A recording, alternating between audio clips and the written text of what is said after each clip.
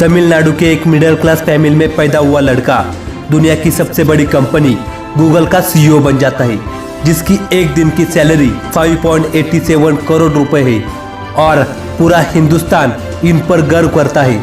अगर ये बंदा इतनी बड़ी अचीवमेंट पा सकता है तो तू क्यों नहीं कर सकता। अब मैं जिनके बारे में बताने जा रहा हूँ, इनके जितने फेलियर किसी और के जीवन में आ जाते तो वो अपने जीवन में जीतने की उम्मीद को ही खो देता। ये 2 बार बिजनेस में पूरी तरह फ्लॉप हो गए, उसके बाद ये डिप्रेशन में चले गए और 8 बार इलेक्शन में हार गए। लेकिन इतने सारे फेलियर को देखने के बाद भी ये अमेरिका के प्रेसिडेंट बन गए और आज तक के सबसे प्रभावशाली प्रेसिडेंट में इनका नाम शामिल है। अगर ये बंदा इतने सारे फेलियर को देखने के बाद भी इतनी बड़ी अचीवमेंट पा सकता है तो तू क्यों नहीं कर सकता।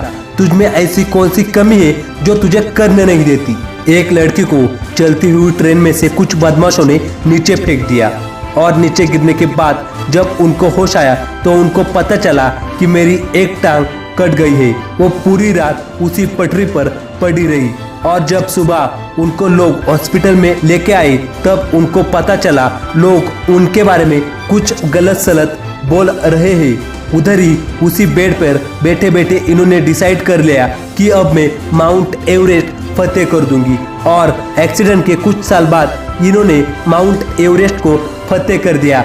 अगर ये बंदी इस हालत में इतना बड़ा डिसीजन लेकर उसे पूरा कर सकती है तो तू क्यों नहीं कर सकता।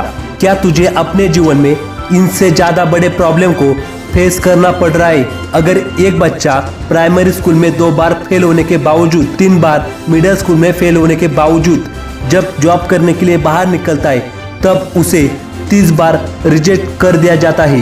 हद तो तब हो जाती है जब एक KFC में जॉब के लिए अप्लाई करता है और उधर 24 में से 23 लोगों को सिलेक्ट कर दिया जाता है और इसी अकेले बंदे को वहाँ भी रिजेक्शन मिलती है। लेकिन फिर भी इसी बंदे ने अलीबाबा जैसी one of the best e-commerce company खड़ी कर दी और इसी के साथ साथ चाइना का सबसे अमीर इंसान बना। तो भाई इतने सारे फेलियर के बावजूद भी ये बंदा कर सकता है तो तू क्यों नहीं कर सकता।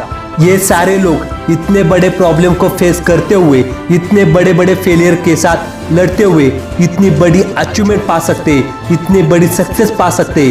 तो दोस्त तू इतनी छोटी छोटी प्रॉब्लम और फेलियर को लेकर बैठा हुआ है। अगर ये सब इतने प्रॉब्लम के बावजूद भी इतने बड़े बड़े फेलियर के बावजूद भी कर सकते तो तू भी कर सकता है। बस तेरे अंदर भी एक जिद की जरूरत है, वो जिद जो तुझे दिन रात अपने सपने पर काम करने के लिए मजबूर कर दे। भगवान ने भी तुझे इन्हीं लोगों के जैसा बनाया है तो तू क्यों नहीं कर सकता।